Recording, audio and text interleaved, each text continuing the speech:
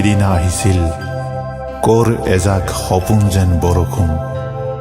বৰষুণ মোৰ অতি প্ৰিয় আৰু বৰষুণ দিলেই মই হৈ পৰোঁ নষ্টালজিক। সৰু কালত বৰষুণ দিলে কাগজৰ নাও সাজি বৰষুণৰ পানীত উটুৱাই দিবলৈ বৰ ভাল পাইছিলোঁ। আৰু তেতিয়াৰ পৰাই বৰষুণৰ সতে মোৰ আত্মিক সম্পৰ্ক।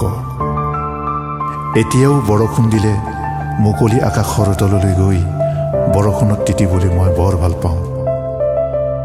কাৰণ বৰষুণ যে মোৰ আজন্ম প্ৰেমিকা। এতিয়াও বৰষুণ দিলে সৰু সৰু কাগজৰ নাও সাজি জীৱনৰ দুখবোৰ তাত ভৰাই দি বৰষুণৰ পানীত উটুৱাই দিবলৈ চেষ্টা কৰোঁ। সপোন যেন লগা বাৰিষাৰ প্ৰথম জাক বৰষুণলৈ অপেক্ষাৰত কৃষ্ণাতুৰ ধৰিত্ৰীৰ দৰেই হয়তো প্ৰতিজনেই আশা কৰে ভৰ বাৰিষাৰ এজাক নিস্বাৰ্থ বৰষুণত তিতিবুৰি তাৰ আমেজ ল'বলৈ।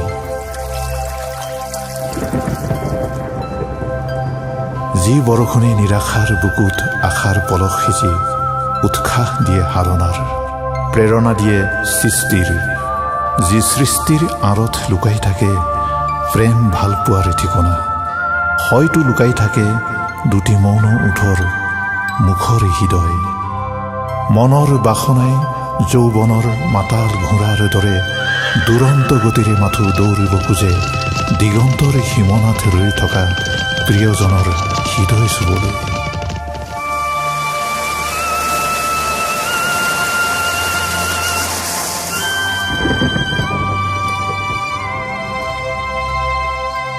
উৰ্মিমালাৰ দৰে বাঢ়ি অহা হৃদয়ৰ উত্তাপত জীপাল হৈ থকা উদ্দীপ্ত সপোনে এদিন পাখি মেলি উৰি যায় আকাশ চুবলৈ।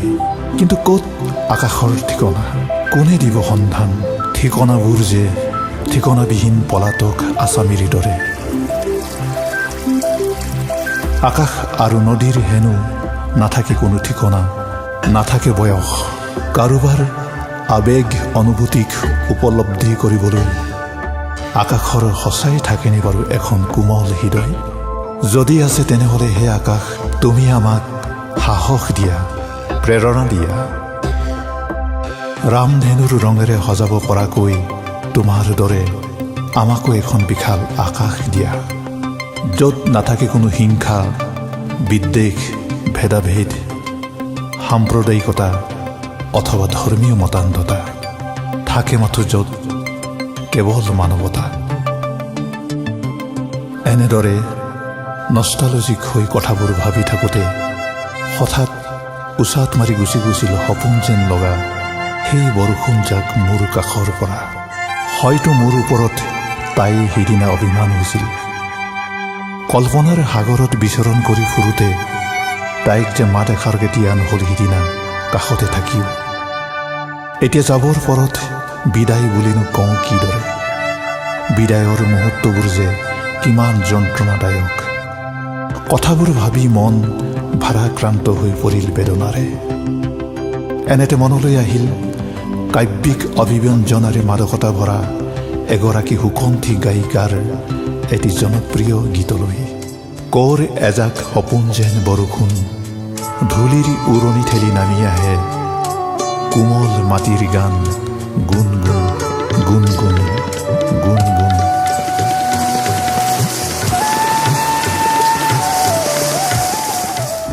সুৰৰ সৌন্দৰ্যত স্নান কৰি থাকোঁতে মোৰ অৱচেতন মনটোৱে স্বয়ংক্ৰিয়ভাৱে যেন কৈ উঠিল, কৰ এজাক সপোন যেন বৰষুণ, তুমিতো ধৰিত্ৰীৰ প্ৰাণ, কৃষকৰ উৎসাহ আৰু আমাৰ সকলোৰে প্ৰেৰণা।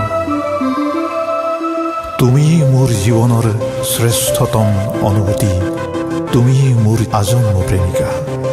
কৰ এজাক সপোন যেন বৰষুণ বহু খৰালিৰ পাছত মোৰ চোতাললৈ আহিছিল। সিদিনা যেন মৰমৰ মুকুতাহে ভৰিছিল। কাষলৈ আহিও তুমি উভতি আঁতৰি গলা। যোৱাৰ বাটত ফুলৰ সুবাস ছটিয়াই মোৰ সমগ্ৰ সত্তা আৰু সৰ্বশৰীৰত এচোতাল মৰমেৰে উপচাই দিবলৈ তুমি আকৌ আহিবা। তুমি আহিবা মাজনিশাৰ এটি মিঠা সপোনৰ দৰে নৱগুণ্ঠিতা বৰ্ষা ৰাণী হৈ